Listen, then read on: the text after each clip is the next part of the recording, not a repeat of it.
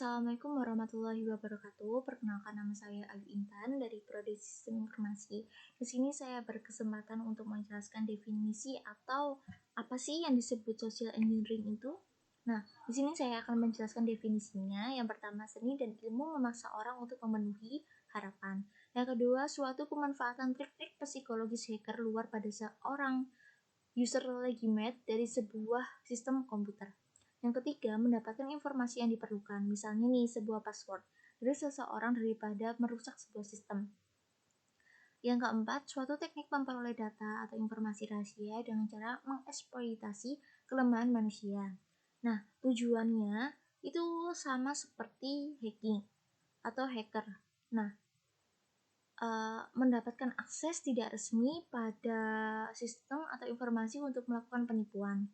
Nah, adapun di lain itu juga melakukan intrusi jaringan, mata-mata industrial, pencurian identitas, atau secara sederhana untuk mengganggu sistem atau jaringan. Target-target tipikal termasuk perusahaan telepon dan jasa-jasa pemberian jawaban, perusahaan dan lembaga keuangan dengan nama besar, badan-badan militer, pemerintah, atau rumah sakit. Alasan mengapa sih organisasi ini atau perusahaan ini berkemungkinan besar diserang dengan social engineering? Nah, karena akan lebih mudah gitu loh dalam melakukan social engineering untuk mendapatkan informasi-informasi atau akses yang lebih dari hacking atau teknik-teknik hacking yang lazim digunakan. Lanjut, ada human based social engineering dan computer based social engineering. Nah, saya akan menjelaskan yang pertama human based social engineering. Apa sih human based social engineering itu? Nah, human based social engineering ini melibatkan interaksi antara manusia yang satu dengan yang lainnya, atau bisa disebut juga pelaku social engineering yang berhubungan langsung atau berinteraksi dengan korbannya.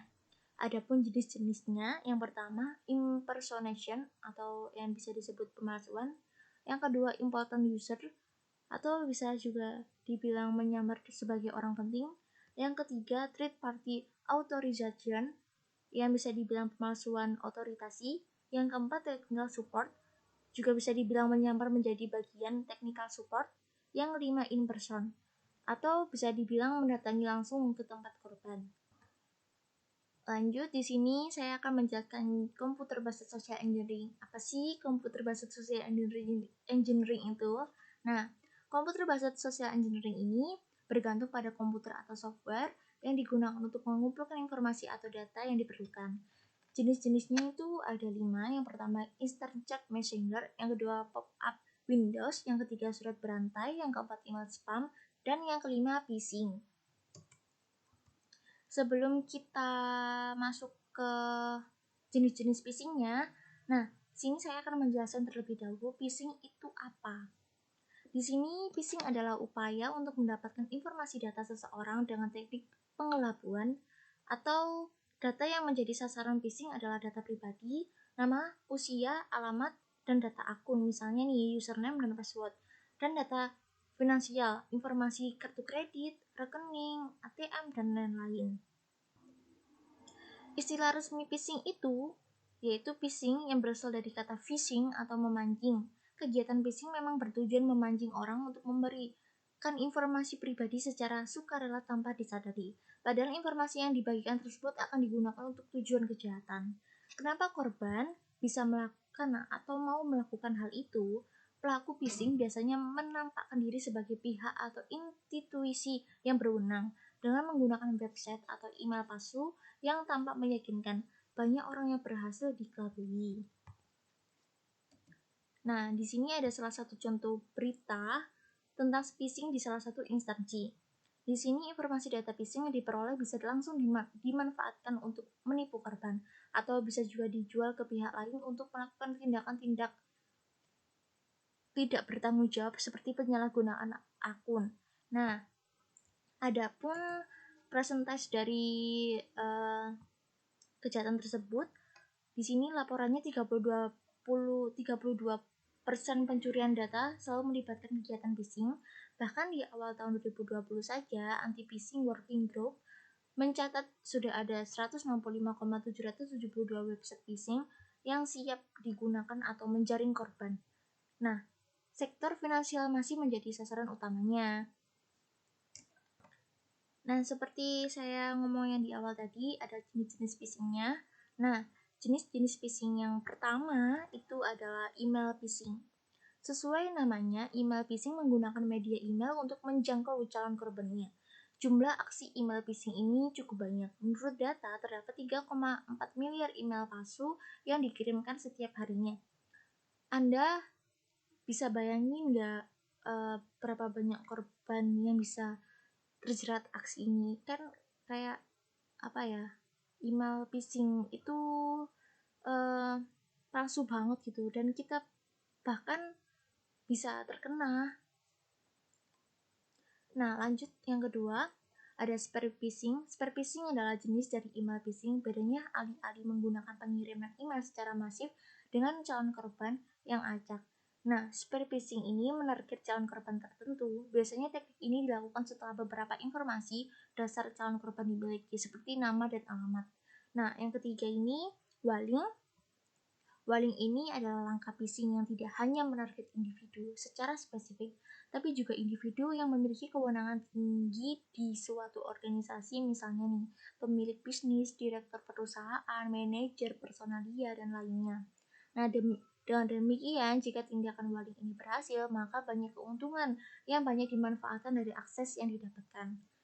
Kemudian yang terakhir adalah jenis phishing yang terakhir nih, web phishing. Web phishing ini adalah upaya memanfaatkan website atau pengelabuan website untuk calon korban. Website ini terlihat mirip dengan website resmi dan menggunakan nama domain yang mirip. Hal ini disebut dengan domain spoofing. Kemudian kita bahas bagaimana sih sebuah aksi phishing dijalankan. Nah, cara kerja phishing adalah memanipulasi informasi dan memanfaatkan kelalaian korban. Di sini saya akan menggunakan contoh web phishing dengan memanfaatkan nama PayPal seperti yang ditemukan oleh wellyfairsecurity.com. Yang pertama, ada pelaku memilih calon korban. Tahap awal kegiatan web phishing akan dimulai dengan menentukan siapa calon korbannya. Pada umumnya, korban yang disukai adalah pengguna platform pembayaran online seperti PayPal, OVO, Shopify, GoPay, dan lainnya. Tidak hanya itu saja, banyak pelaku phishing yang mengincar pengguna platform yang memiliki celah keamanan. Kasus tersebut terjadi pada platform komunikasi, yaitu Zoom meeting yang biasanya digunakan sama anak-anak kuliah online. Nah, tak kurang dari 100 upaya phishing terjadi hanya di bulan April 2020 saja. Lanjut, di sini saya akan menjelaskan jenis yang kedua atau teknik phishingnya yang kedua, yaitu pelaku menentukan tujuan phishing. Setelah mendapatkan calon korban yang potensial, pelaku akan melakukan atau memikirkan apa saja yang akan dicapai dari kegiatan web phishing yang dilakukannya. Apa sih apakah yang menarget username dan password pengguna untuk menguasai akun. Nah, ini loh, kayak hackernya itu apakah bisa menguasai akunnya gitu loh dengan cara mendapatkan username dan passwordnya, apa malah mendapatkan sebuah informasi korban melalui prosedur yang disiapkan, atau malah dengan cara lain gitu. Nah, pada contoh ini, email ini atau website ini,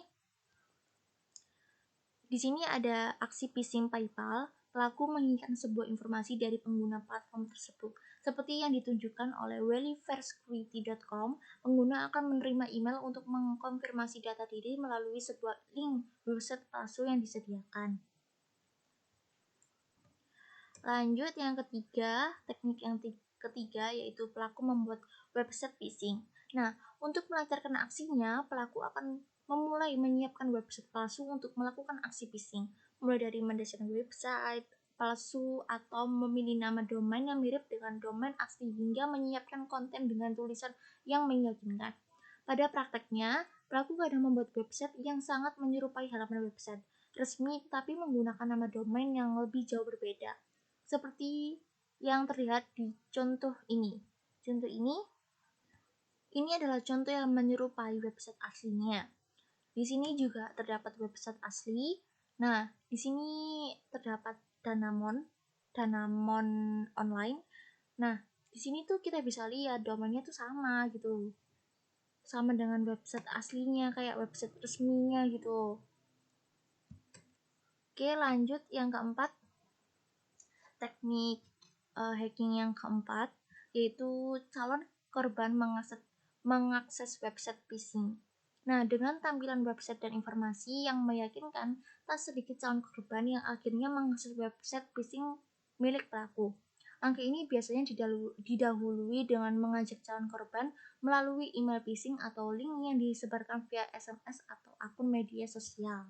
Seperti ini contohnya. Kemudian teknik yang kelima, ada calon korban mengikuti instruksi pelaku. Nah, di sini nih adalah kunci dan terjadinya aksi phishing.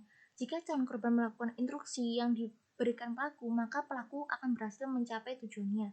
Sebagai contoh, pada halaman website yang disediakan calon korban diminta melakukan update informasi pribadi hingga data pembayaran pada akun yang digunakan.